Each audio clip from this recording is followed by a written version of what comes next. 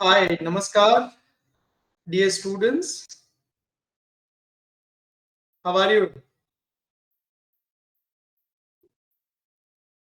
I hope आप सब लोग अच्छे होंगे. Am I audible? You just type if I'm audible.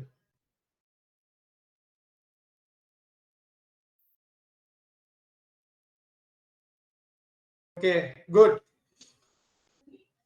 नमस्कार स्टूडेंट्स. आज का जो वेबिनार है वो बहुत ही स्पेशल टॉपिक के ऊपर बनाया गया है.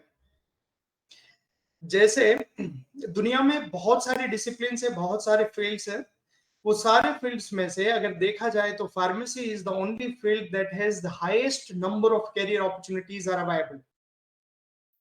But most of the pharmacy students are feeling that there are not much of the opportunities. So today's session is specially designed to create the understanding about what kind of different career options and opportunities are available.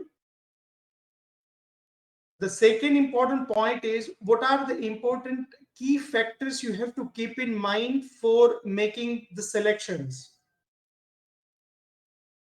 The third point is step-by-step guide about how we together can achieve your career related dreams. So these are the 3 points we are going to discuss today. And everybody has very great offer for today. At the end of the session, we are going to disclose that offer as well. Okay. So you guys are excited about what are the career opportunities. I'm going to discuss more than 50 different career opportunities as a pharmacist in today's session. More than 50 different career opportunities without license and with license. Okay. So you guys are getting excitement about that. If you are feeling excited, please share your emotions in the chat box. Yes, you just write yes, you are excited about that.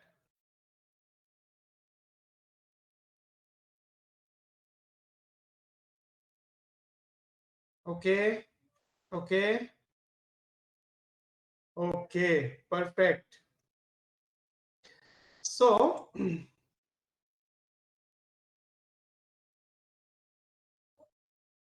is this screen is visible? Good.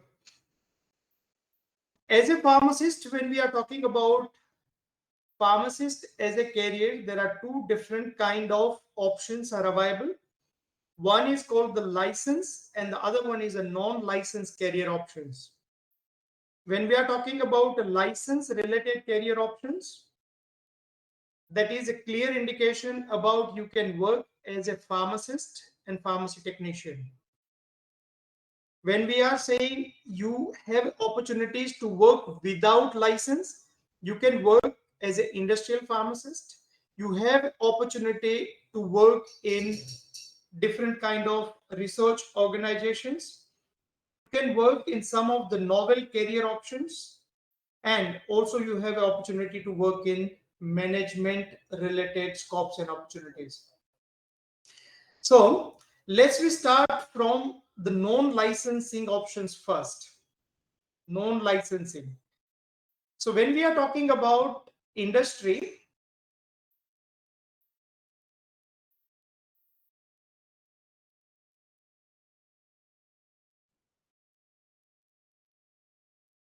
okay.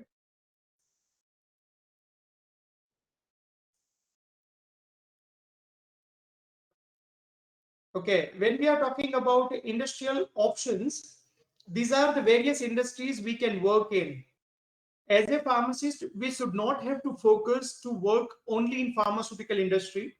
We have to focus on other industries like food, cosmetic, nutraceuticals, biotechnology, biopharmaceuticals, and radiopharmaceuticals. Why we have to focus on the radiopharmaceutical, biotechnology, and biopharmaceutical industries? Because these are the three main industries are going to take over in next 10 years time. In normal situation, when we are understanding and trying to understand the trend that happening in pharmacy field, that will give you the future forecasting how the industry is going to move. Currently, India is considered as one of the leading pharmaceutical manufacturers in the form of volumes, not in the main of values. उसका मतलब क्या होता है कि currently जो pharma industry Bharat की जो ज्यादातर प्रोडक्ट प्रोड्यूस कर रही है, they are producing its in a volume form, but they are making a more cheaper medications. So biopharmaceuticals, biotechnological and radiopharmaceutical products are very expensive, and that is the indication the pharma industries are moving in this kind of area to create the more values. That's why we have to focus on those industries. The second important point is nutraceutical, cosmetic, and food industry. When we are talking about overseas, most of the countries, they don't have a very big pharmaceutical industrial sectors. Especially अगर हम देखें Australia and Canada, तो वहां पे pharma is not a very big industrial sector, but food, cosmetic, and nutraceutical is considered as the biggest domain to work in. तो as a pharmacist हमें जब industry की बात करते हैं, तो we have to open the scope and opportunities not only in pharmaceutical sector, but also we have to open the opportunities in all other industries as well. जब industry में बात करते हैं, तो we have 5 different areas to work. The one is in the production section. We can work in quality assurance section, quality control sections, R&D and F&D, and also we have opportunity to work in regulatory affairs.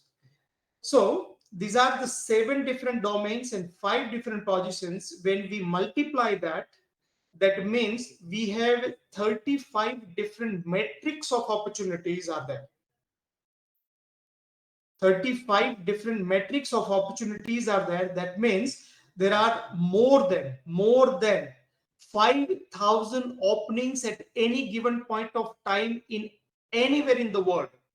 उसका मतलब क्या होता है?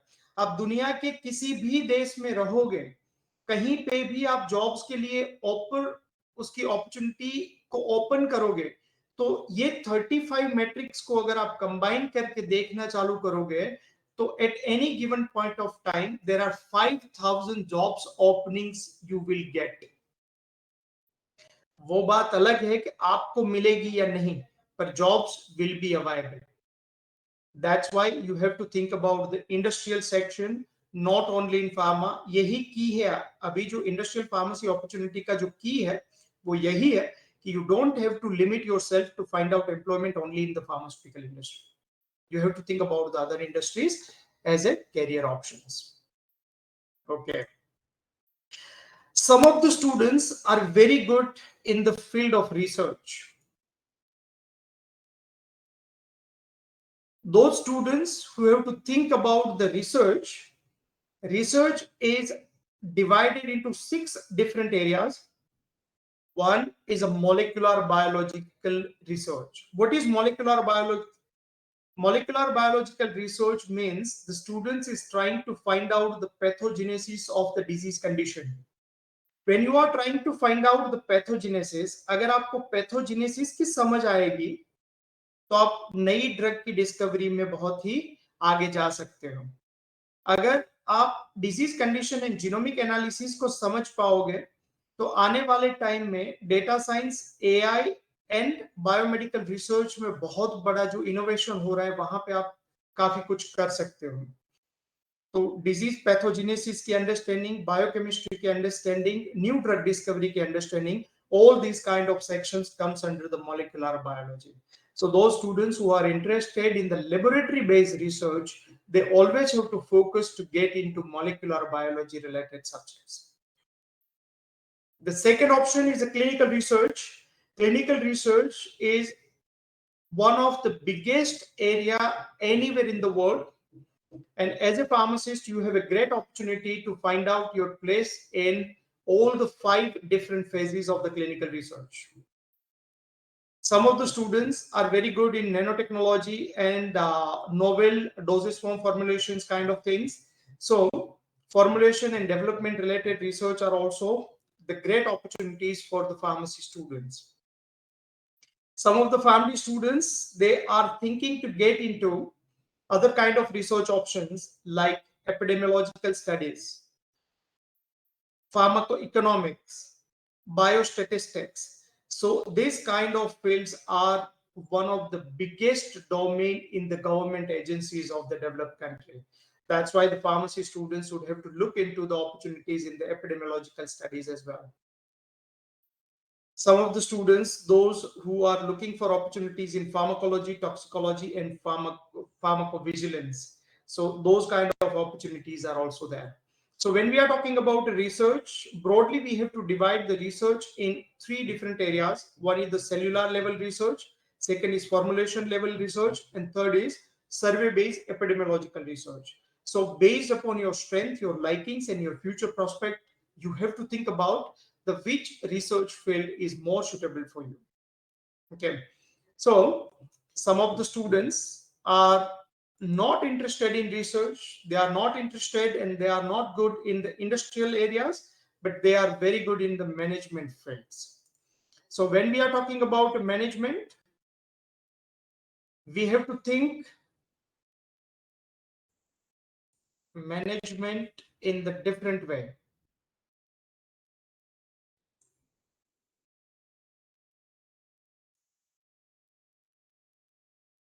Okay, so broadly management can be divided to three main areas. One is healthcare related management, general management, and industrial management. So depend upon your likings and depend upon your choices, you have to select the programs that can prepare you for those kind of opportunities. जैसे अगर हम health care management की बात करें तो health care management में you have options to work in health information management. Health information management is very great opportunity for the government agencies, health insurance related companies, and some of the health service and social agencies are also recruiting the students, those who have a health information management license and programs. Digital health. In this digital era, one of the fastest growing field of the health science with the management is the digital health. And that's why we are recommending our students to study the digital health programs in various countries, and some of the good universities are offering the digital health program. Down the line, in next 10 years, digital health will be the one of the most promising area of the healthcare management.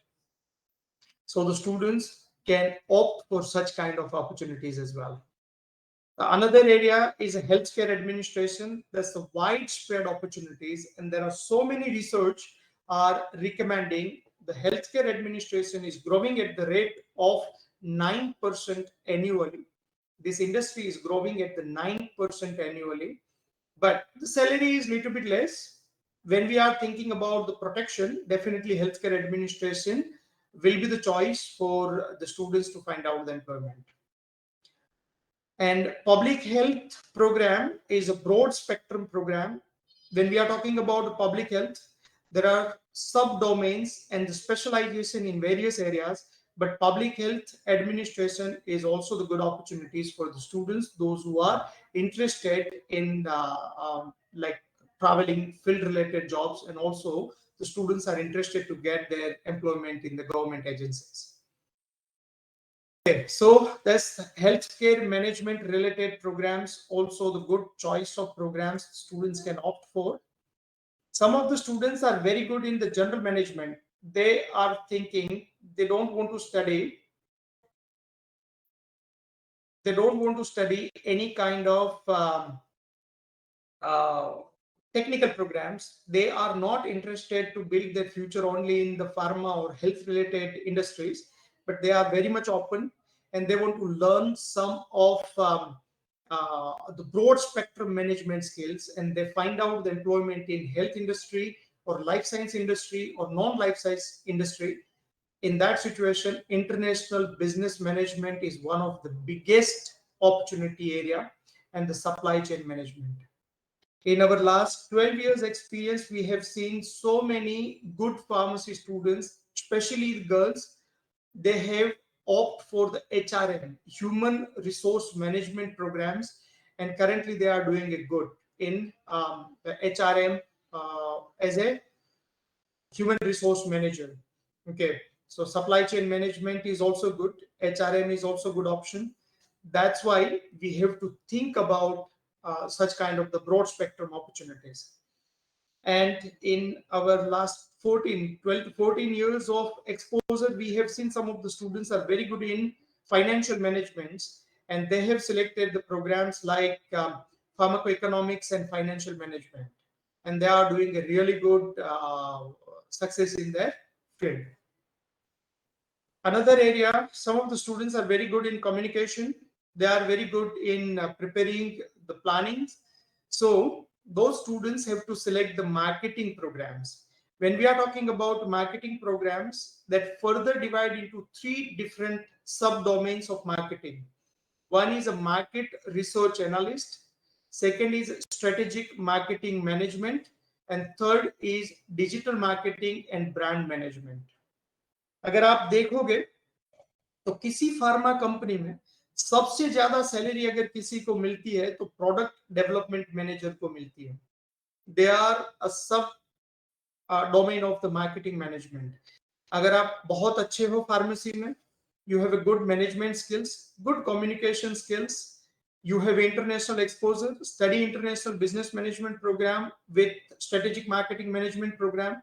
This kind of combinations are going to open the great opportunity in pharmaceutical industry as an international business development manager. और आप सुन के हैरान रह जाओगे कि international market manager की जो salary होती है इंडिया में भी, that's very good earning potentials. Some of the managers, marketing managers, are annually making 50 lakhs, 1 crore rupees per year. Is a huge opportunity in that domain. So अगर आपके पास वो strength है, if you like those kind of job opportunities, definitely you can think about it.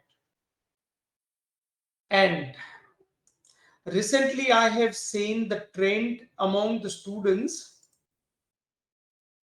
in the novel career opportunities. They want to become a more kind of a collective expertization. They want to become a more dynamic personality, and they want to integrate two different discipline into one. तो interdisciplinary लोग जो है कि जिसको multiple चीजों को एक दूसरे के साथ कंबाइन करके अपने फ्यूचर को ग्रो करना है, ऐसे स्टूडेंट्स के लिए कुछ नोवेल कैरियर ऑप्शंस के बारे में सोचना भी बहुत जरूरी है. जैसे कि genomic science. Genomic science is the future. Nowadays, most of the countries, जैसे कि UK, NHS, National Health Services of United Kingdom, is spending a huge amount of money on the genomic science studies. US में genomic scientists are making around about $2 lakh per year as a salary. So genomic science is the future. Genomic science की अगर बात करें तो there are some of the sub domains you can think about. Genomic analysis, neuroscience, precision medicines, biotechnology. Precision medicine का मतलब क्या होता है? Precision medicine means we are making a tailor-made medications for the patient. Minimum side effects and maximum benefits patient can get with the medication. That's called the precision medicines. Okay, the agro-pharmaceutical, there are huge research opportunities in the agro-pharmaceutical. What does that mean? Agro-pharmaceutical का मतलब होता है कि so far, आज तक हम लोग क्या करते थे? So far we used to prepare and make a genetic modification in the agriculture product for enhancing the yields. उसका मतलब कि अगर हम टमाटर को ग्रो कर रहे हैं तो टमाटर की एल्डेज को बढ़ाने के लिए, उसकी टनेज को बढ़ाने के लिए ही रिसर्च करते थे.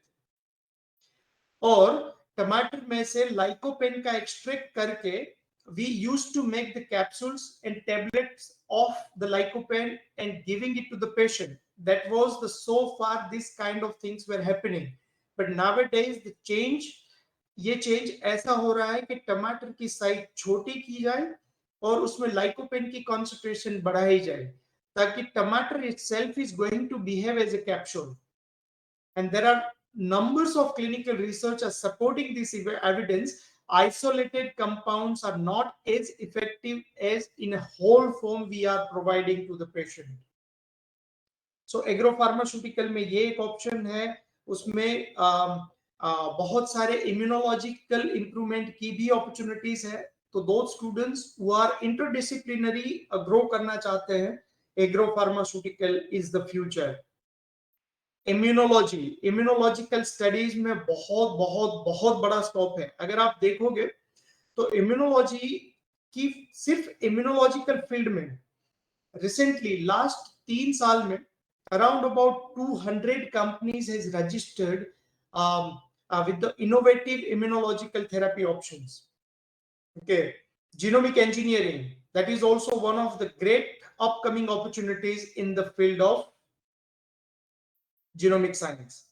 तो जो स्टूडेंट्स बहुत ही ज्यादा ऑप्टिमिस्टिक है, उसको ऐसा लगता है कि they want to become a more interdisciplinary personality और आने वाले फ्यूचर के लिए खुद को रेडी करना है, दो students can think about this kind of programs. Okay, उसके बाद recently I have start getting inquiry and the students are asking about the things. They have done their pharmacy, they have experience for a couple of years, but now they think to change their career into the field of computer science and IT field. So IT, computer science and health science, ये तीनों को अगर हम interdisciplinary कर दें, that's called the collective expertization of 3 different fields. And this kind of field is called bioinformatics, health informatics. ये बहुत ही promising field है, बहुत ही promising, क्योंकि यहाँ पे precision diagnosis, doctor-less prescription writing, robotic surgery, earliest possible diagnosis of the cancer, ये सारी चीजें ये 3 डिसिप्लिन की इंटरकनेक्टिविटी से ही होने वाली है. इसीलिए अगर आप आईटी और हेल्थ साइंस को जोड़ना चाहते हो तो you have to think about bioinformatics and health informatics related programs. Okay, some of the students are good at the engineering skills. They have a good engineering skills, and those engineering skills they want to combine with their health science skills. ऐसे students के लिए biomedical engineering and biomedical technology, public health biotechnology, research analyst and nanotechnology, this kind of fields are really great opportunity for the students, those who want to build their future in the technology sector. Okay, तो अगर broad spectrum में देखा जाए तो बहुत सारे students के दिमाग में ऐसा चल रहा था कि लाइसेंस नहीं किया तो हमारा फ्यूचर कुछ भी नहीं है. ऐसा बिल्कुल नहीं है. आप जो भी देश में जाना चाहते हो, on based upon that you have a very broad spectrum of career opportunities, not only in the field of pharmaceutical industry. When you are start looking at the career opportunities in the different domains, you will come out with huge career options and you can select the most appropriate career as per your likings, your strength and your dream. Okay, so these are the non-license related career options. When we are talking about the license related career options, then we have to think about these 2 things. You can work as a pharmacy technician as an entry level position for pharmacy. The second is you can work as a pharmacist. Pharmacist एक ही जगह पे रुकता नहीं है. When we are talking about registered pharmacist, तो registered pharmacist बनने के बाद you have 3 different options. The one is you can work as a general pharmacist. Second is you become a specialized clinical pharmacist. And third is you can get the special accreditations to work in a certain kind of specialized job as a pharmacist. तो pharmacist बनना सबके लिए easy भी है और करना भी चाहिए। क्यों करना चाहिए? उसके 3 मेजर रीजंस हैं। सबसे पहला reason, as a registered pharmacist आपकी सैलरी जो होगी वो $1,00,000 से ज्यादा होगी। That means a very good start as a registered pharmacist. Earning का पोटेंशियल बहुत बड़ा है। Second option is if you have a pharmacist license, आपकी PR 100% कंफर्म है। Because as a registered pharmacist, you will get 50 extra points towards your immigration. That's why you have to get your pharmacist license. And third is job is very easy to get, regardless of the country. आप अगर Canada की बात करो, UK की बात करो, Australia की बात करो या तो यूएस की बात करो, if you have a pharmacist license with you, easily you can get immigration and residency in that particular country. That's why आपको फार्मासिस्ट का लाइसेंस लेना बहुत ही जरूरी है। आगे अगर देखें तो अपॉर्चुनिटी बहुत ज्यादा है और आने वाले समय में भी बहुत बड़ी अपॉर्चुनिटी होने वाली है। There are so many research are indicating current median life of median age of the pharmacists, those who are working in a developed country, is about 50 years. That means आने वाले 5 से 10 साल में ज्यादातर pharmacist are going to get retired. ज्यादा 50% से भी ज्यादा 50 साल से ऊपर की उम्र के हैं। तो ये एक इंडिकेशन है कि आने वाले 10 साल में ये लोग रिटायर होंगे, उतनी वैकेंसी ज्यादा क्रिएट होगी। The second important point is pharmacist की रिस्पॉन्सिबिलिटी बढ़ रही है, उसकी स्कोप एंड अपॉर्चुनिटीज बढ़ रही है। And third important point is the pharmacist is, जो पहले सिर्फ डिस्पेंसिंग करता था, अब वो क्लिनिकल कॉग्निटिव डिसीजन मेकर्स हो गया है और डिजीज पैटर्न चेंज हो चुकी है। Early onset of chronic diseases, पहले 55 साल में हुआ करते थे क्रॉनिक डिजीज, अब 35 में हो गए। पहले 68 से 70 इयर्स की एज एवरेज हुआ करती थी, अब 88 इयर्स हो गई है। तो chronic disease early onset, life expectancy increase हो गई है। मीडियन एज ऑफ फार्मासिस्ट बहुत ही हायर एज पे है, 50-55 इयर्स पे है। तो all this facts and factuals are clear indication आने वाले 10 साल में pharmacist will be in demand और करंटली भी डिमांड में है। तो एवरेज फार्मासिस्ट का अगर सैलरी देखा जाए तो यूएस में 1,28,000 is the average salary of pharmacist. Australia में देखा जाए तो more than $1,00,000 is the salary. अगर कनाडा में देखा जाए तो $1,21,000 is the average salary of pharmacist. तो ये सारे डेटा यही इंडिकेट करता है कि आप रजिस्ट्रेशन कीजिए, आने वाले टाइम में बहुत ही अच्छा फ्यूचर बनने वाला है। अगर आप नहीं कर पाते हो तो आपके पास नॉन लाइसेंस ऑप्शंस तो है ही।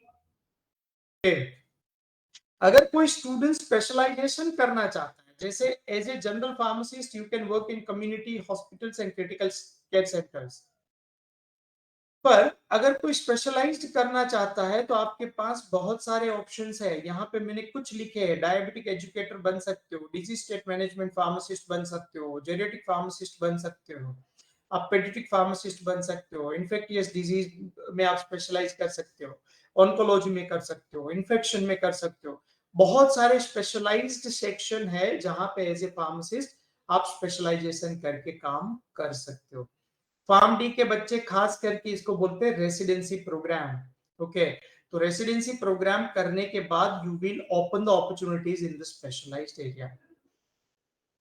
उसके बाद कुछ एक्रेडिएशंस है, ये बहुत इंटरेस्टिंग चीज है। मेडिकेशन मैनेजमेंट रिव्यू फार्मासिस्ट, अभी हर एक country, Australia, Canada, US, UK, European countries, they are paying huge amount of money to the pharmacist to conduct the medication management review। ये बहुत ही इंटरेस्टिंग समझने वाला पॉइंट भी है। एक एग्जांपल के तौर पे समझते हैं कि ऑस्ट्रेलिया में गवर्नमेंट इज पेइंग $200 पर पेशेंट मेडिकेशन रिव्यू। $200 एक पेशेंट के मेडिकेशन रिव्यू के लिए सरकार पे कर रही है. If you are making a medication review of 10 people, government is spending $2,000 on that. Out of 10 people, if you have find out the medication related error in one patient, and that can induce the down the line hospitalization because of the medication error, that cost more than $20,000 to the government. That means $20,000 बचाने के लिए they are investing $2,000, और ये $2,000 किसको मिलते हैं? Pharmacist को मिलते हैं. और एक पेशेंट की मेडिकेशन रिव्यू करने के लिए it shouldn't take more than 2 hours to conduct the one medication management review. इसीलिए this is a great opportunity for pharmacists who wish to build their future in the field of specialized clinical area. Okay, most of the countries are now, they are expanding the horizon of the pharmacist opportunities, and they are expanding their verticals in prescribing pharmacist. So pharmacist के पास अभी rights मिल रहे हैं prescribe करने के लिए, तो pharmacist can prescribe the medications. Radio nuclear pharmacist बहुत ही promising career opportunity है रेडियो न्यूक्लियर फार्मासिस्ट में. एक कैंसर रिलेटेड आप कस्टमाइज्ड रेडियो न्यूक्लियर प्रोडक्ट्स बनाते हो and you are giving it to the patient. So this is highly customized. That's why the patients are paying a huge amount of money to the pharmacist. So radio nuclear के लिए आप अगर special accreditation लेते हो तो that is a great opportunity. Special hormonal compounding pharmacist भी होता है जो कस्टमाइज्ड मेडिकेशन बनाता है पेशेंट्स की रिक्वायरमेंट के हिसाब से and they are delivered to the patients. तो ये अगर होलिस्टिकली देखें तो as a registered pharmacist you have a broad spectrum of career opportunities and without license also you have a great opportunities to work as a pharmacist. Okay, तो ये situations को अगर हम अंडरस्टैंड करें तो रजिस्ट्रेशन करने का बेनिफिट ये है कि आपकी सैलरी बहुत हाई से स्टार्ट होगी. अगर आप इंडस्ट्री में स्टार्ट करते हो तो आपकी सैलरी ग्रेजुअली बढ़ेगी and gradually you reach to that point. Okay, आने वाले समय में थोड़े टाइम के बाद we are going to prepare very detailed videos and हर एक फील्ड के एक्सपर्ट्स को लाके उसके साथ हम इंटरव्यू करेंगे ताकि you can get in and out of different areas different industries. तो हमारा मेन मकसद है कि you can get awareness about the opportunities as a pharmacist in various fields and you can place yourself in a most appropriate area. तो आने वाले समय में ये सारी फील्ड के बारे में इंडिविजुअली सबके वीडियोस बनेंगे डिटेल में, और ये सब फील्ड के जो एक्सपर्ट्स हैं उसकी इंटरव्यू एंड टॉक आपके तक पहुंचाने का काम करेंगे हम लोग. ओके, तो that is the something you have to understand about the opportunities. अगर आप नॉन लाइसेंस प्रोफेशन में ग्रो करना चाहते हो तो आपको पढ़ाई उस हिसाब से करनी पड़ेगी. You have to prepare your study in such a way that can open the opportunities in non-licensing fields of industry, research, management, or the novel career options. But if you want to get into the licensing area, then you have to prepare yourself for the licensing exams. Probably next week, we are going to organize a very special webinar on the licensing process. उसमें हम detail में cover करेंगे each and every steps about the licensing process. किस तरह से document evaluation करना चाहिए, evaluating exam क्या है, बोर्ड हमारे पास से क्या एक्सपेक्ट करता है, किस तरह से प्रिपरेशन करना चाहिए. तो if you are interested you can register yourself for the next week webinar of licensing process in details. But मोटा मोटा देखे तो every country has a same protocol, same process. Entire process is divided in 4 different areas. One is document evaluation, second is evaluating exam, third is intensive, and fourth is qualifying exam. Normally qualifying exam is divided into 2 exams. One is verbal exam and other one is written exam. Written exam is more likely is MCQ based and the verbal exam is a kind of role play. Okay, So we can prepare you for all these kind of exam related situations. After completion of this process, you can get your general pharmacist license. After getting your general pharmacist license, you can move to the next level, that's called the specialized pharmacist license. Okay, तो ये आपके opportunity का जो segment है वो इस तरह से है. आई होप आप लोगों को अप टू सर्टेन एक्सटेंट समझ आया होगा कि what are the career opportunities as a pharmacist. अब तक अगर आपको ऐसा लग रहा है कि webinar is becoming interesting and that adding some more values in your life, then एक आप इस क्वेश्चन को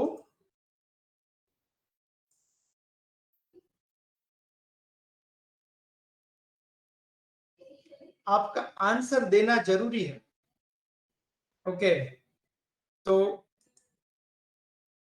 अब तक हमने जो बातें की, that really adding value in your life, in your decision process, ताकि we can stay on the same platform. आप यही एक्सपेक्ट कर रहे थे. Okay okay, thank you very much, thank you very much.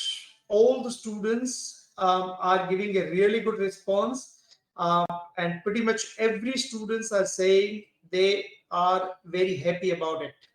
Okay, good, good. Okay, thank you very much. Thanks for your response, and let's move to the other part of the webinar.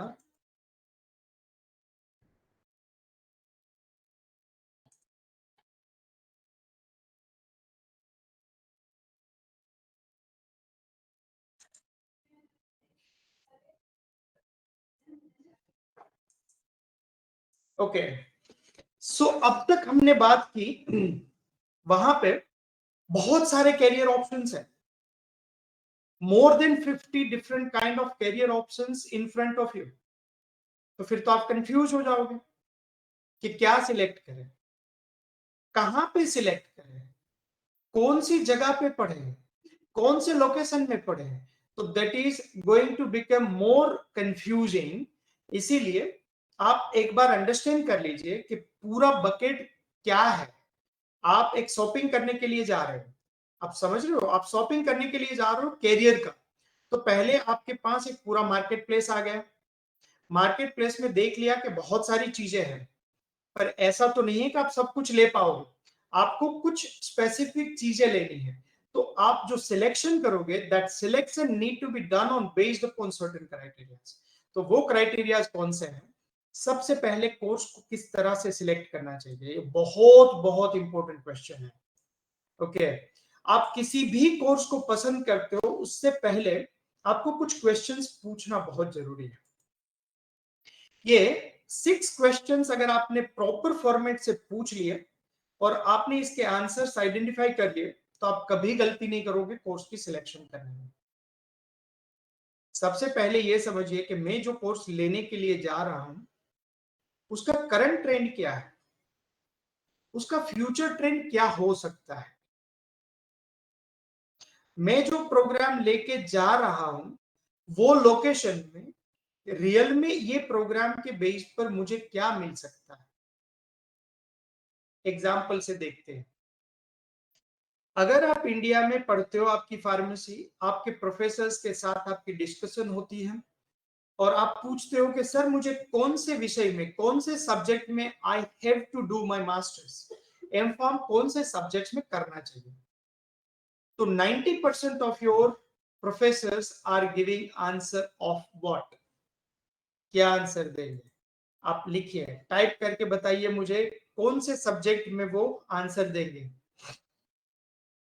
वो कौन सा विषय बताएंगे आप. क्योंकि ये समझना बहुत जरूरी है. ये जब तक आप नहीं समझोगे तब तक बहुत डिफिकल्ट हो जाएगा. गुड. दिव्या ने बताया कि वो क्वालिटी एश्योरेंस बोल रहे हैं. एक स्टूडेंट्स ने लिखा है संगवार ने बोला फार्मास्यूटिक्स बता रहे हैं, फार्माकोलॉजी लिख रहे हैं, कुछ स्टूडेंट्स बता रहे हैं they tell the subjects are expert in which okay जो सब्जेक्ट में प्रोफेसर एक्सपर्ट है वही बताएंगे। तो ज्यादातर फार्मास्यूटिक्स बता रहे हैं प्रोफेसर्स। अब हम रियलिटी पे आते हैं। फॉर एग्जाम्पल, आप जा रहे हो कनाडा में और आपने वहां पे फार्मास्यूटिक्स ले लिया, फार्मास्यूटिक्स, ओके। तो ये समझिए कि इंडिया तो फार्मास्यूटिकल मैन्युफैक्चरिंग का हब है और वो वर्ल्ड में फर्स्ट नंबर पे है वॉल्यूम ऑफ प्रोडक्शन में। That means volume production, but value में नहीं है। उसका मतलब ये सस्ती मेडिकेशंस बना रहे हैं, उसके डोजेस फॉर्म ज्यादातर कन्वेंशनल डोजेस फॉर्म्स हो गए, टेबलेट, कैप्सूल, सिरप या तो injection. This kind of doses for manufacturing is majority production हो रहा है इंडिया में। तो फार्मास्यूटिक्स की बेहतरीन अपॉर्चुनिटी होगी इंडिया में। अगर हम यही चीज कनाडा या तो ऑस्ट्रेलिया के संदर्भ में देखें तो that is not right decision to select pharmaceutics. अगर आप फार्मास्यूटिकल साइंस लेते हो और खुद को बड़ा सोचने के लिए मजबूर करते हो, फिर अच्छा है, आप फार्मा इंडस्ट्री के अलावा और इंडस्ट्री के भी ऑप्शंस को ओपन करके रख सकते हो। पर what is the growth potential? अगर मैं फार्मास्यूटिक्स लेके जाता हूं, किसी भी कंपनी में प्रोडक्शन में काम करता हूं, तो एक लेवल से बड़ी सैलरी मेरी हो सकती है क्या? That is a question mark. मतलब अगर आप फार्मास्यूटिक्स में जा रहे हो तो आपका ग्रोथ पोटेंशियल इतना बड़ा नहीं है, आपका सब्स्टिट्यूट इजीली मिल जाएगा। That means if you are not working or if you are asking for the higher salary, the company is going to expect to get the somebody else to replace you. इसीलिए ये दो चीजें बहुत important है। आज का trend क्या है, फ्यूचर का ट्रेंड किस तरफ है, उसका मतलब ज्यादातर pharmaceutical companies are not focusing on the volume based production, they are moving towards the value based production. अगर हम 1000 टेबलेट बनाए, इससे तो अच्छा है कि एक बायोटेक्नोलॉजिकल प्रोडक्ट बनाए जिसमें इंफ्रास्ट्रक्चर कॉस्ट भी कम लगेगी और वो 5-5 रुपए में बेचेंगे, वो 50,000 में एक बेचेंगे। तो company is moving towards the biopharmaceuticals. Yes, company is moving towards the biopharmaceuticals and radiopharmaceutical productions. That's why we have to prepare and we have to change our personality in that direction. And इसीलिए हमें भी उस तरह का सोच build करना जरूरी है और वहां पे आपका ग्रोथ पोटेंशियल बहुत बड़ा है। अगर आप रिसेंटली इंडिया की फार्मा कंपनीज के बारे में देखोगे तो most of the pharma companies are making collaboration with the experts of the particular field. जो बायोटेक्नोलॉजिकल एक्सपर्ट्स है उसके साथ टाइप करके सीधा ही उसको ईसॉप देते हैं या तो परसेंटेज अपनी कंपनी के ऑफर करते हैं। तो अगर आप बहुत ही growth potential and growth oriented mindset से सोच रहे हो और लंबा जाने के लिए सोच रहे हो तो आप बायोफार्मास्यूटिकल्स एंड जीनोमिक्स की तरफ सोच सकते हो और आप कुछ टेक्नोलॉजिकल स्टडीज की तरफ भी सोच सकते हो। साथ साथ में अपॉर्चुनिटी विंडो को भूलना नहीं चाहिए। जैसे कि अभी ग्रोविंग स्टेज में है तो अपॉर्चुनिटी विंडो कम रहेगी। अगर मान लीजिए कि आप यूएस जा रहे हैं तो आप जीनोमिक साइंस ले लीजिए, आप बायो इन्फॉर्मेटिक्स ले लीजिए। अगर आप कनाडा जा रहे हैं और बायो इन्फॉर्मेटिक्स का ही सिर्फ कोर्स लेके सरवाइव करने के लिए सोच रहे हो तो गलत सोच रहे हो, क्योंकि कनाडा जो कंट्री अपने आप में उस डायरेक्शन में अभी उतना ग्रो नहीं हुआ है, इसीलिए अपॉर्चुनिटी विंडो छोटी है कंपेयर टू यूएस। इसीलिए जो देश में जा रहे हैं उसके हिसाब से आपको सोचना चाहिए। अगर आप quality assurance, quality control and production, ये तीनों की अपॉर्चुनिटी को ओपन कर सकते हो फिर तो बहुत ही अच्छा है। फिर क्या होगा, फिर आप फार्मा इंडस्ट्री, फूड, कॉस्मेटिक, ये सारी इंडस्ट्री में जा सकते हो, आप केमिकल इंडस्ट्री में जा सकते हो, एनवायरमेंटल इंडस्ट्री में जा सकते हो, क्योंकि आप quality assurance and quality control equipments को हैंडल करना जानते हो। हमारा एक प्रीवियस स्टूडेंट था, he has done his pharmaceutical science on based upon that he used to work in a gold mine company। वो गोल्ड माइन कंपनी में काम करता था तो वहां पे उसको HPLC ही चलाना था और company was paying about $1,45,000 per year, 15 days काम करना और 15 डेज की छुट्टी। ऐसा कहां होता है? ज्यादातर आप आइसोलेटेड माइनिंग साइट्स पे काम करते हो तो this kind of opportunities you will gate. दूसरा, अभी एक स्टूडेंट है जो रेडियो फार्मास्यूटिकल में काम कर रहा है। He is earning $1,30,000 as a radio pharmaceutical scientist. Probably we are going to organize his expert talk in week or so. वो organize करेंगे हम। जो फोर्थ नंबर का पॉइंट है, before selection of your course आपको उसका सैलरी पैकेज देखना चाहिए और उसमें opportunity easy to get access है। जैसे हेल्थ केयर एडमिनिस्ट्रेशन है, उसमें 50,000 से ज्यादा सैलरी नहीं मिलेगी, पर उसमें अपॉर्चुनिटी बहुत ज्यादा है। उसका मतलब विंडो बहुत बड़ी है।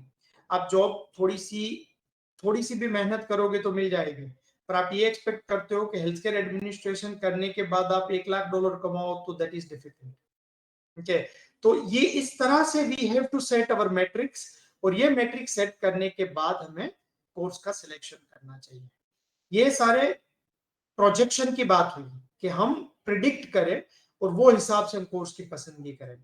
Other than that, also we have to think about whatever subjects I want to select, really I like it or not, and वो मेरी स्ट्रेंथ है या नहीं है। अगर मान लीजिए कि आप बायोटेक्नोलॉजी के प्रोग्राम्स में पसंद कर लिया, पर आपको लेबोरेटरी में काम करना पसंद ही नहीं, आपकी पर्सनालिटी एक्सट्रोवर्ट है, आप ट्रैवल करना अच्छा लगता है, आप लोगों से मिलना अच्छा लगता है, तो आप रिसर्च करना अच्छा लगता है, तो आप बायोटेक्नोलॉजी के रिसर्च में मत जाइए। उससे अच्छा है एपिडेमियोलॉजिकल रिसर्च में जाइए, या तो मार्केट रिसर्च एनालिटिक्स में जाइए। वहां पे आप बेहतर ढंग से करियर बना सकते हो। इसीलिए don't ask to anybody about the what program is best for me. We have to prepare our own recipe, we have to think about our strength, our likings and the future trend and projection को देखने के बाद we have to make a decision about the career. Okay, उसके बाद आता है country selection. जब हम कंट्री सिलेक्शन की बात करें तो ब्रॉड सेंस में हमें 3 क्वेश्चंस पूछने चाहिए। वीजा एंड इमिग्रेशन रिलेटेड क्या इंपॉर्टेंट पॉइंट्स है, कॉस्ट ऑफ एजुकेशन क्या है, एंड की फैक्ट्स अबाउट द कंट्री क्या है। वो 3 चीजें अगर हमें पता चल गई तो country selection become very easy.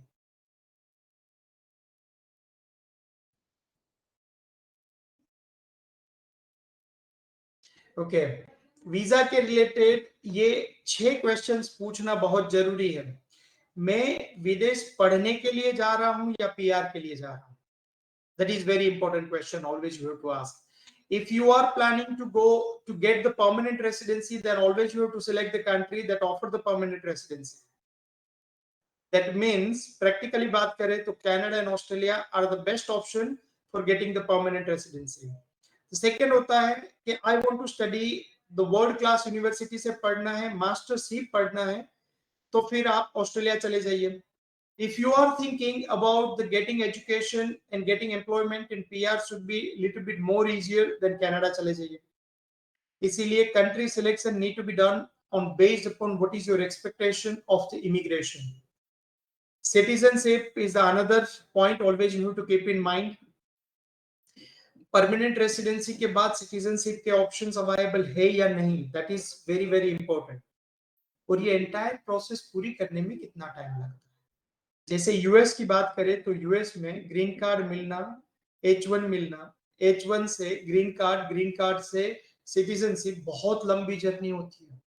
और वो दौरान अगर इसी during that time frame if the government is going to change and the government has changed the regulation, then you are more vulnerable position to get out of the country. That's why always immigration related points always you have to keep in mind and make your appropriate selection. The second thing is always you have to select the course, program and level of education that align with your permanent residency. समझिए ये बहुत important point है। अगर आपको PR चाहिए तो आपका programme भी PR रिलेटेड होना चाहिए। जो प्रोग्राम पढ़ोगे तो पीआर मिलना इजी हो सकता है, ऐसा ही प्रोग्राम पढ़ना चाहिए। डोंट थिंक शॉर्ट टर्म, थोड़ा सा लॉन्ग टर्म सोच के प्रोग्राम एंड कंट्री को सिलेक्ट करो। PSW is very, very important. Post-study work permit. Why that is important? Because that can help you to reduce your overall cost of education. कितना duration है? जैसे कि US, for example, US is not allowed you to work off campus. Other countries are allowed you to work off campus. Some of the countries have put the cap of 20 hours per week. Some of the countries have removed that cap. They allow you to work indefinite time, 40 hours per week. That means all these kind of flexibilities can help you to manage your cost of education. Certain countries are very, very difficult to get the visa. इसीलिए visa requirement देखना भी जरूरी है. And the visa requirement, along with your previous academic performance, your previous situation, your gap in between your study and planning, ये सारे factors को combine करने के बाद you have to select the country. So country selection is another very important point always you have to keep in mind. Okay.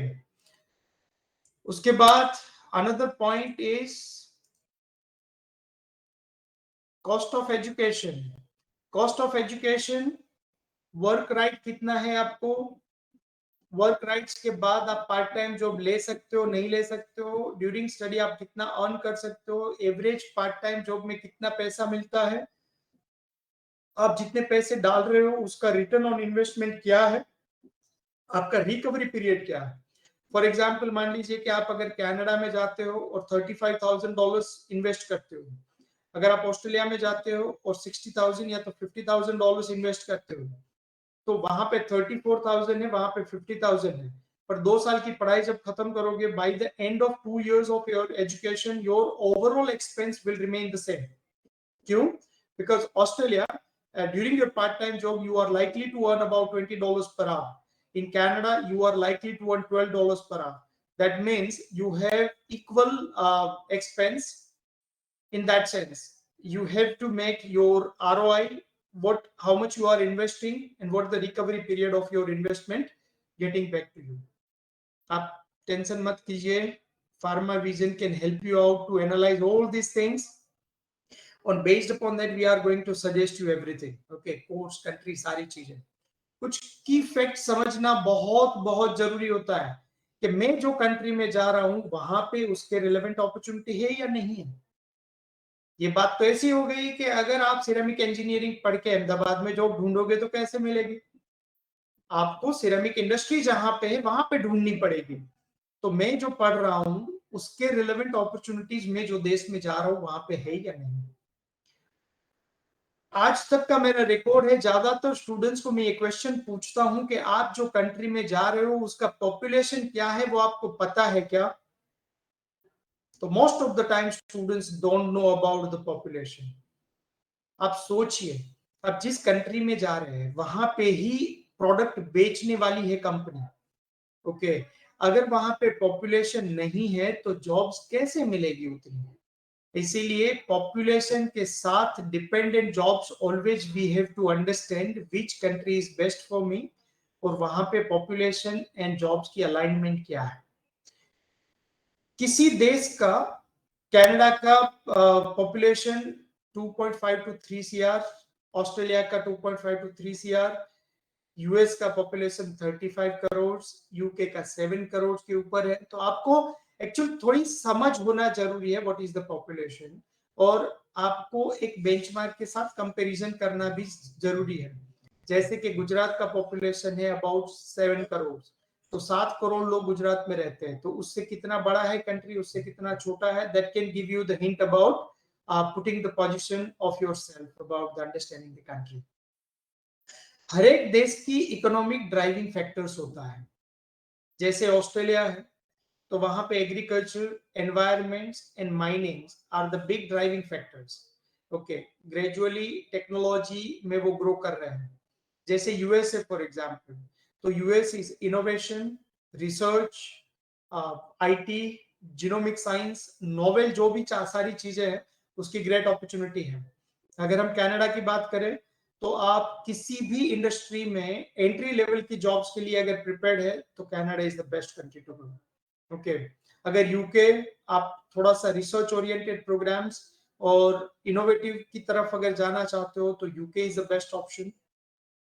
वो जब हम आगे सेशंस करेंगे, different kind of workshops we are going to organize about the various countries and their potential as a pharmacist के बारे में, तभी उसमें बात करेंगे। सेफ्टी सारी डेवलप्ड कंट्री में अच्छी है। वेदर कंडीशन, अगर आपकी स्पेशल कंडीशन, आपकी मेडिकल कंडीशन और आपकी लाइकिंग्स को अलाइन करके वेदर कंडीशन के साथ मैच करना चाहिए। अगर आपको ठंडी से कोई प्रॉब्लम नहीं है तो आप डेफिनेटली कनाडा को पसंद कर सकते हो। विंडी वेदर में आपको कोई प्रॉब्लम नहीं है, यूके को पसंद कर सकते हो। आप थोड़े लाइफ को एंजॉय करने वाले लोग हो, इंडिया जैसा ही वेदर चाहिए, Australia is the best option to go. कुछ स्टूडेंट्स प्रिफर करते हैं कि मेरे relatives and friends, but I am not giving that much importance to that, because ये आपकी लाइफ है, आपकी जर्नी है। Always you have to think, you have to make your own decisions by your own, not depend upon the somebody else. तो ये कुछ points आपकी समझ में होना जरूरी है कि किस तरह से आप कंट्री का सिलेक्शन करेंगे, कोर्स का सिलेक्शन किस तरह से करेंगे।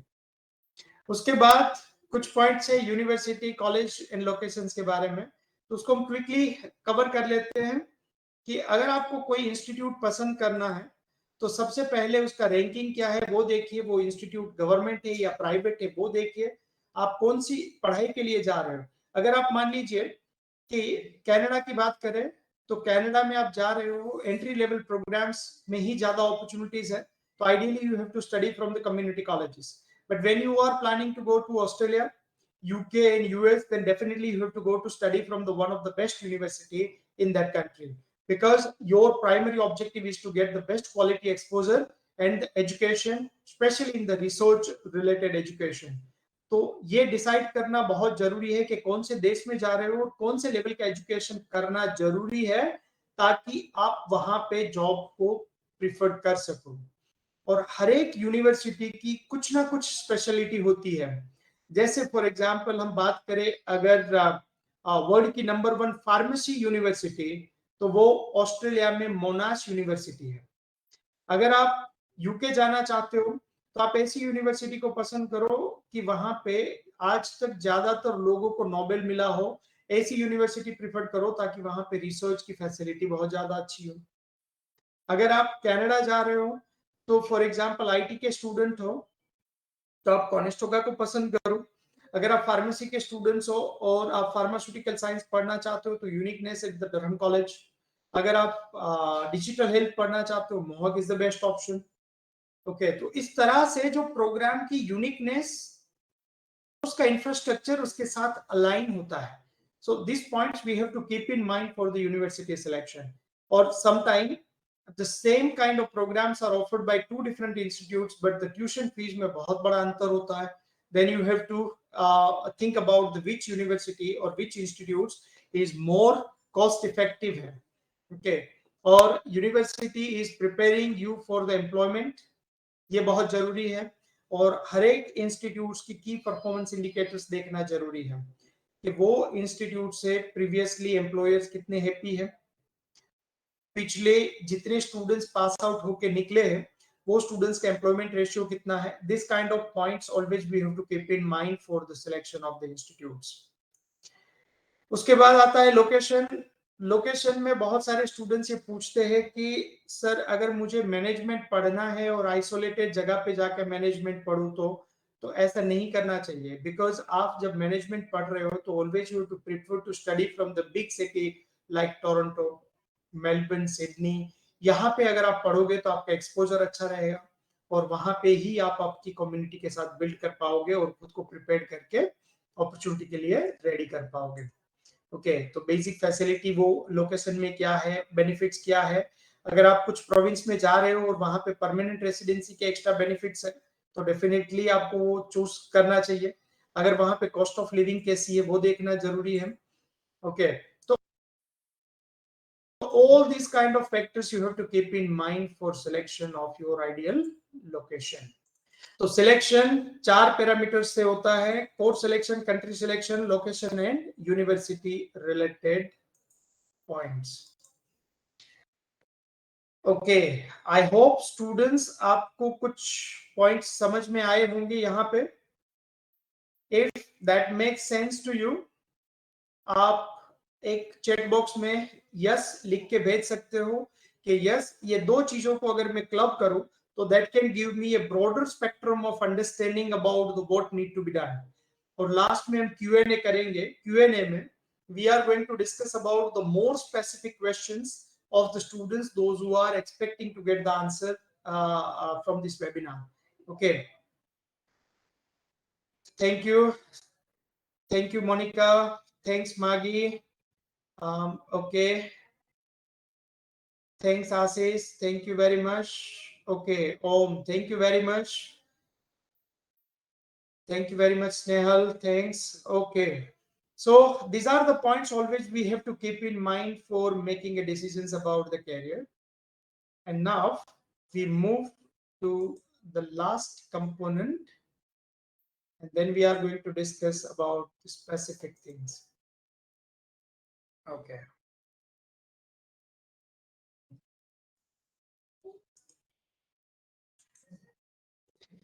Okay, as a Pharma Vision, how we can help you out? We can help you out with these 6 different kind of services we are offering to our students. The first one is called the consultancy services. Second is a coaching services. Third is a value-added services. Fourth is networking, mentoring and career related services. Update करते हैं। Okay, उसका meaning क्या होता है उसको समझिए। जैसे consultancy services is comprise of this things. अभी तक आपको जितनी समझ आई वहां पे आपको पता चला कि एज ए फार्मासिस्ट मेरे पास 50 से भी ज्यादा करियर ऑप्शंस हैं। उसके बाद आपको ये समझ आया कि ये 50 में से मेरे लिए कौन सा बेस्ट है, वो सिलेक्ट करने के लिए मुझे ये 4 पैरामीटर्स को ध्यान में लेना जरूरी है। ये 4 पैरामीटर्स के बाद आप कुछ नैरो डाउन करोगे, उसके बाद आपको कोई एक्सपर्ट्स की जरूरत पड़ेगी, तो expert is going to understand कि आपको क्या करना चाहिए। That is called the counselling.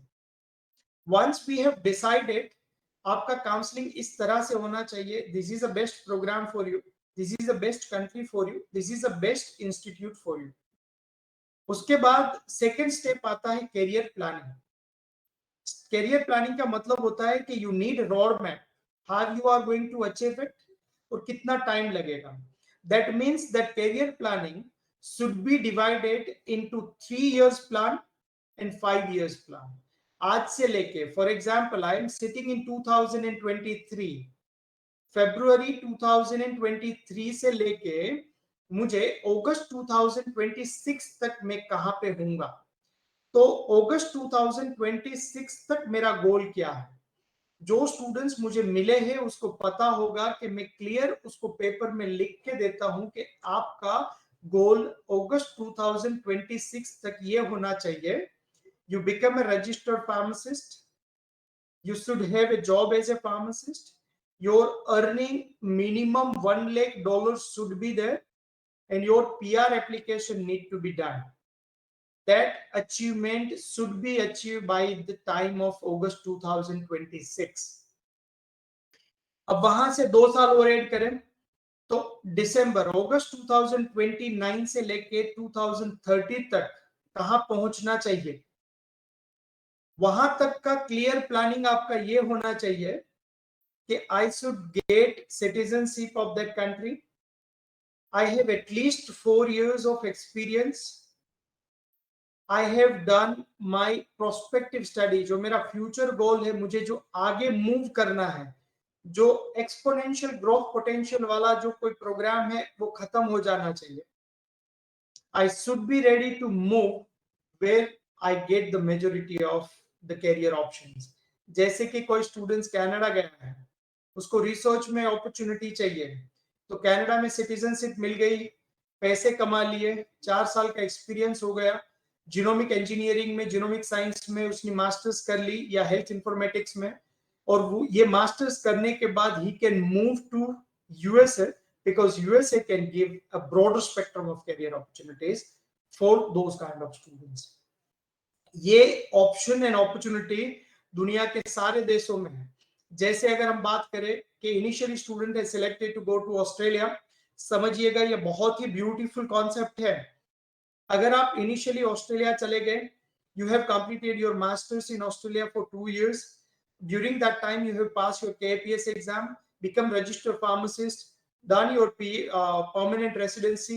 After that, you have completed your citizenship. After completion of your citizenship, you have an option to move directly from Australia to USA. That's called the E3 visa.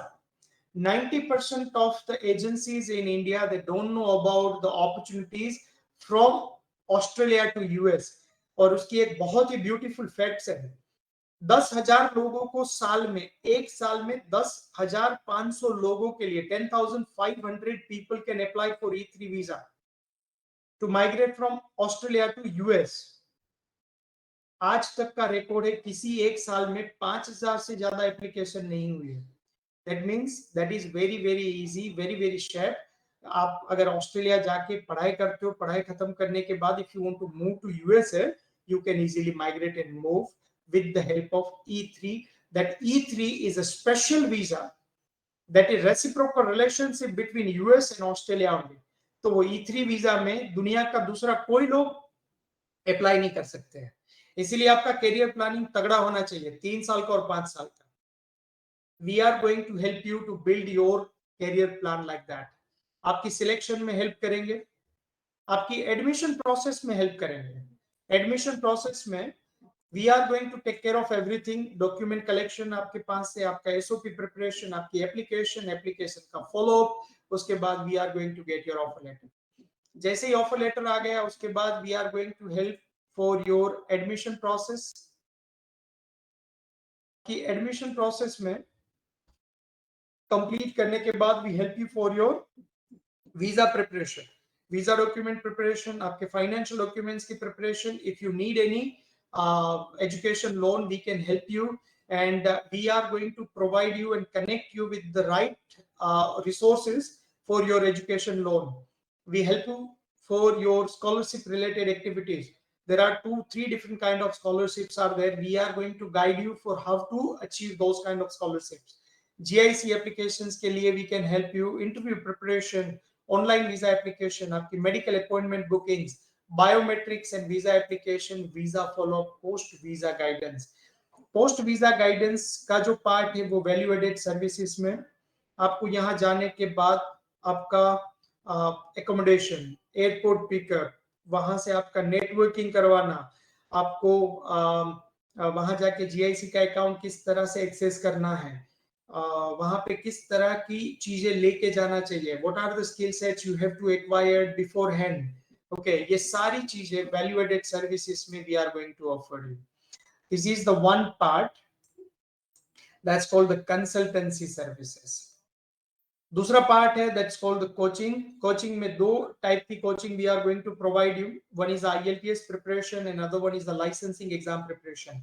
Licensing exam preparation में हम each and every steps that required for your licensing exams, आप किसी भी exam लिखना चाहते हो, PBC, KPS, FPG, all these services we are going to provide you for the licensing exams. आपका document evaluation से start होता है, we are going to help you for your document evaluation process, आपका examination registration, आपको recorded classes provide करवाएंगे, recorded lectures. We are going to provide you the live lectures. Live lectures mean you get opportunity to ask the questions. You can build your network with the like-minded other students. आपको study material provide किया जाएगा, everything that include your exam related material. आपको mock test से आपका analysis करेंगे कि कौन से एरिया में आपको इंप्रूव करने की जरूरत है। जो पुराने स्टूडेंट्स है, दो स्टूडेंट्स हुए पास द एग्जाम्स, उसके लेक्चर्स ऑर्गेनाइज करते हैं ताकि you can get inspiration, you can get some tricks and tips about the preparation. So that is called the coaching related services we are providing to the students. That include your FPG preparation, KPS preparation, and PABC preparation. Okay उसके बाद networking बहुत important है। जैसे मैंने आपको बताया कि probably next week और week after we are going to organise expert talk about how to build your career as a nuclear pharmacist. Nuclear pharmacist बनने के लिए you don't need license, and currently that student, like he is our previous student and currently he is earning $1,30,000. okay, तो आप direct ही वो person के पास से सुनोगे उसकी जर्नी क्या है, what are the mistakes he has made, किस तरह से अप्लाई करना चाहिए, आपके रेफरेंस पॉइंट से अगर आप ड्यूरिंग स्टडी भी अगर अप्रोच करना चाहते हो तो आपको वॉलंटियरिंग के लिए हेल्प मिल जाएगी। So that kind of networking and mentoring and career updates के अलग अलग वेबिनार, सेमिनार्स, एक्सपर्ट टॉक्स, ये सारी चीजों से we can prepare you holistically, आपका ग्रोथ करने के लिए हम मदद करेंगे। आई होप आपको समझ आ गया होगा कि how Pharma Vision can help you. अगर आपको समझ आ गया है तो you just type yes, you can understood what type of things we can help you. Okay, now it's time for giving you some sort of special offer. Okay, special offer में ये है, normally for the exam preparation we are charging 30,000 rupees. 30,000 rupees, that means that's somewhere around about 300 to 400 dollars you have to pay to get the entire services of the coaching. तो PBC की preparation, KPS की preparation या तो FPG की preparation के लिए। For consultancy we are charging 10,000 rupees that include everything, and 7,000 rupees we are providing the IELTS coaching. These are the three services we are offering to the students: 30,000 plus 10,000 plus 7,000. अगर आप ये पूरी services लेते हो या तो कोई एक सर्विस अभी सब्सक्राइब करते हो, तो आज की जो स्पेशल है उसमें 50% डिस्काउंट आपको मिलेगा। Yes, 50% discount. मतलब अगर आप कंसल्टेंसी विथ कोचिंग को ऑप्ट करते हो, that means the total cost is 40,000 rupees, but you will get the entire combo at the cost of 20,000 rupees. Only 20,000 rupees that include everything whatever I have discussed except IELTS. अगर आप IELTS coaching करना चाहते हो तो that will cost you only 5,000 rupees. 5,000, yes, 7,000 में से 2,000 will be reduced. पर शर्त एक है, अभी मैं यहाँ पे आपको एक लिंक देता हूं, वो लिंक पे within 24 hours those who are going to make a payment of 500 rupees, 24 hours में पहले 500 रुपए अगर आप उसमें जमा कर देते हो, then this offer is valid for 10 days. उसका मतलब पहले 24 आवर्स में आपको 500 रुपए जमा करने हैं, फिर आपको 10 दिन में बाकी का अमाउंट जमा करना है. You will get immediate access to everything. Okay, live classes में आप एंटर हो जाओगे, एक्सक्लूसिव टॉक में एंटर हो जाओगे. आप अगर अभी पढ़ाई चल रही है आपकी, for example if you are studying in third year और फोर्थ ईयर, आपके प्रोजेक्ट्स में हेल्प करेंगे, आपकी प्रोफाइल बिल्डिंग में हेल्प करेंगे. That is a really great opportunity for connecting and building your resume and career related profile well in advance. Okay, तो if you are interested, this is the link. And another trick, ये 12 last tomorrow at 5 o'clock this link is going to be expired. तब तक आपके पास opportunity है. पर दूसरी trick ये है कि only 25 students are allowed to get this benefits. First 25 students. Okay, तो if you are interested, make a payment, confirm and book your this great offer.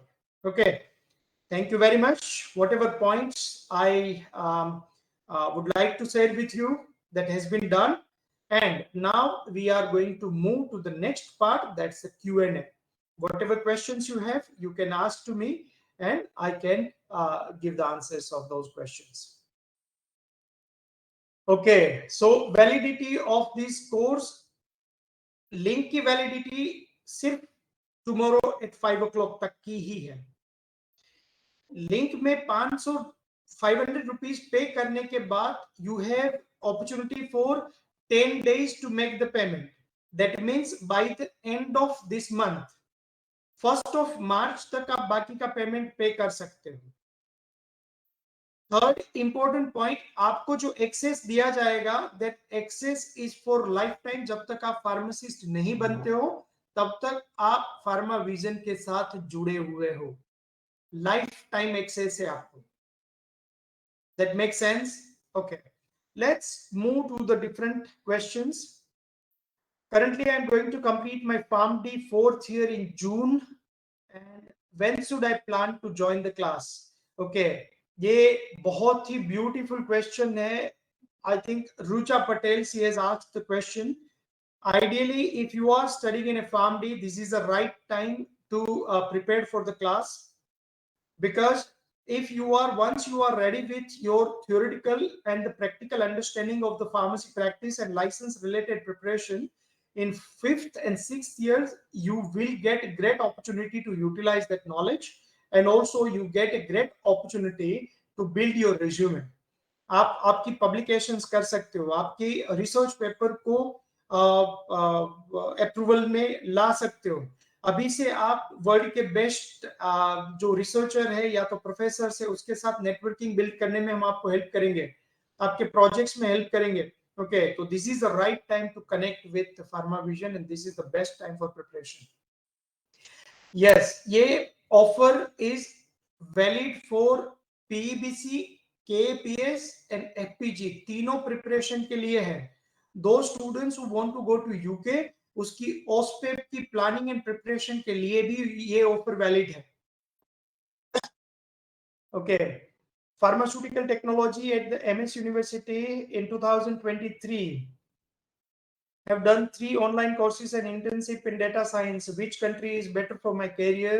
My end goal is to get PR in US or Canada. ये बहुत ही अच्छा और beautiful question है। Actually अगर आपके पास, आपने एक अच्छी पढ़ाई तो कर ली है डेटा साइंस की, if you have a good English, you can think about 4 different country are the good options. UK भी जा सकते हो, US भी जा सकते हो, ऑस्ट्रेलिया भी जा सकते हो, कनाडा भी जा सकते हो। If you are thinking to get the permanent residency as soon as possible with the minimum investment of money and time, and then you want to migrate to US, then I would recommend Canada is the best option for you.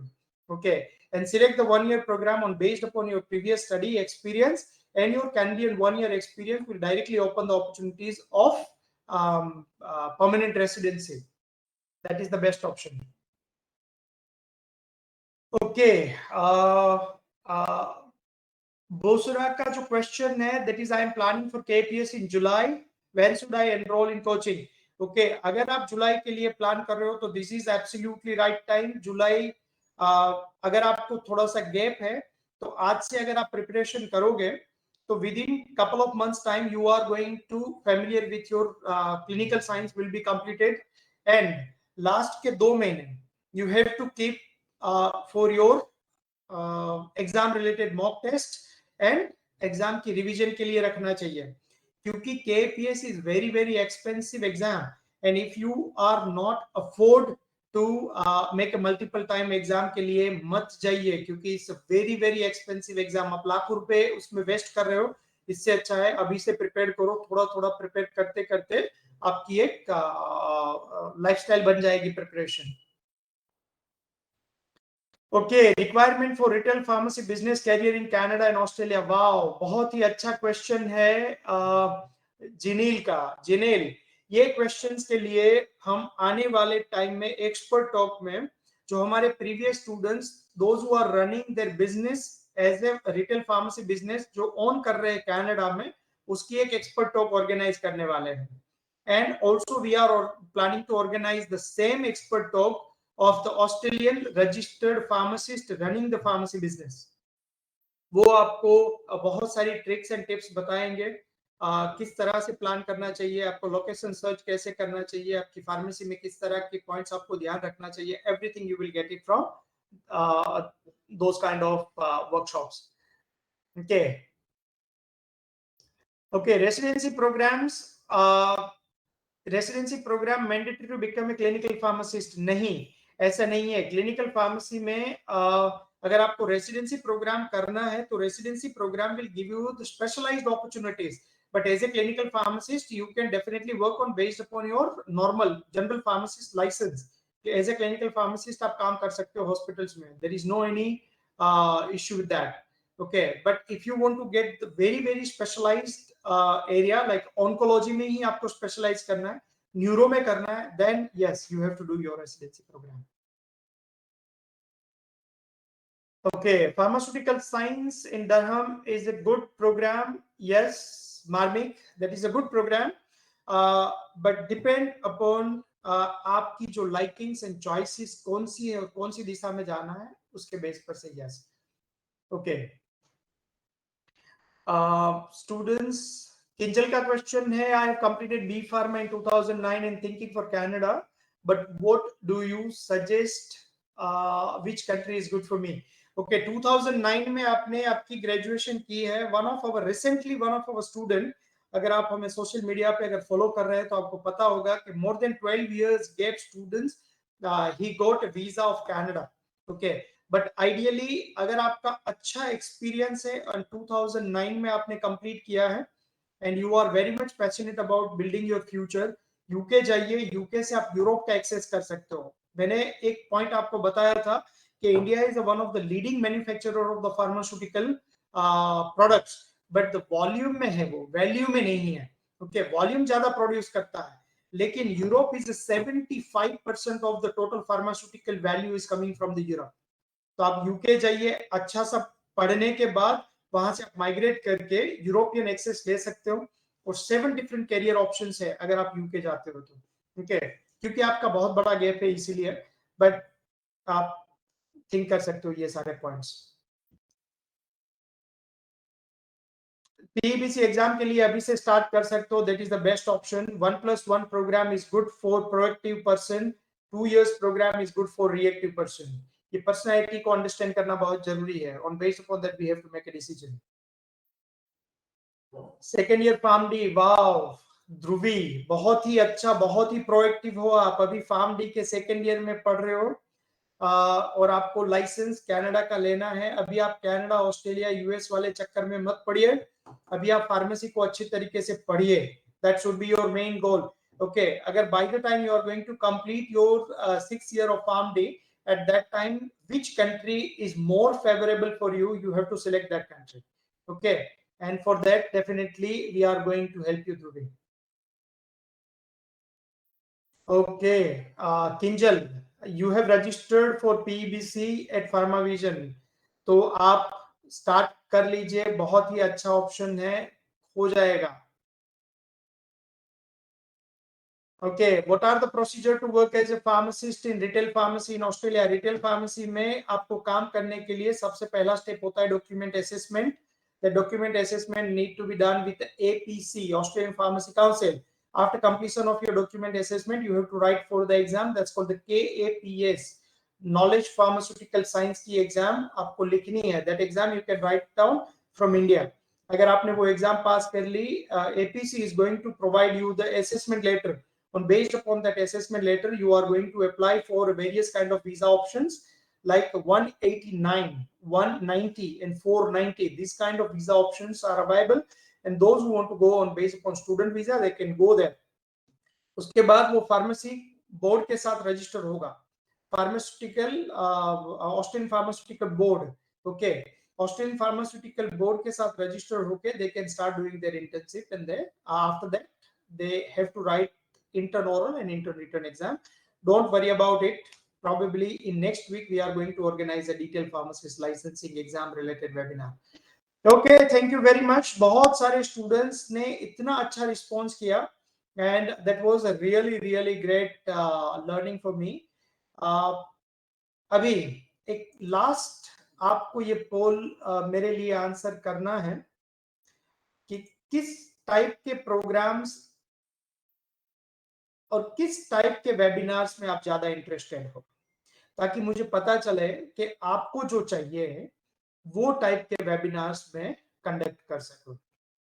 Okay okay okay, career selection तो भाई आज ही किया ना हमने, career selection तो, course selection भी आज किया, पर उसका डिटेल करेंगे। गुड। ओके, तो बहुत सारे स्टूडेंट्स ऑप्ट कर रहे हैं यूएस में कौन सा कैरियर, ऑस्ट्रेलिया में क्या कैरियर, यूके एंड कनाडा के कैरियर्स के बारे में।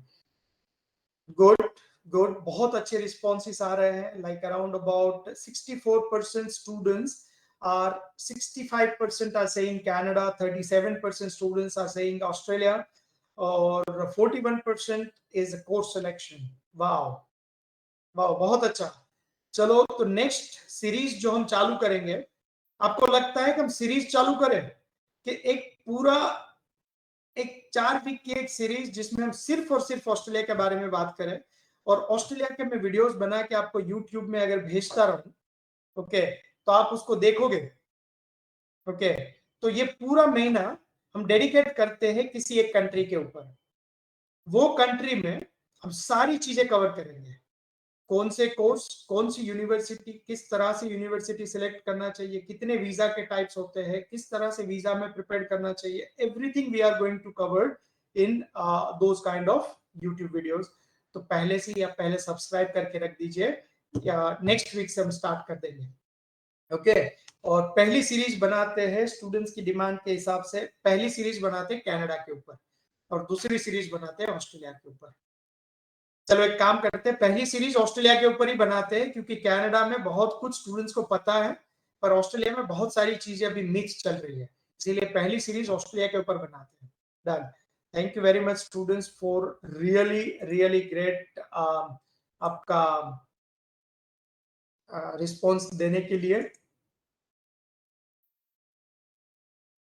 और लास्ट में प्लीज मेरे लिए मेरी एनर्जी के लिए ये वेबिनार को खाली रेट कर दीजिए कि आपको कैसा लगा, ताकि मुझे थोड़ी सी एनर्जी मिले कि भाई नेक्स्ट टाइम अगर मुझे करना है तो कहाँ पे मैं इंप्रूवमेंट ला सकता हूँ, कहाँ पे मुझे कुछ चेंज लाना चाहिए।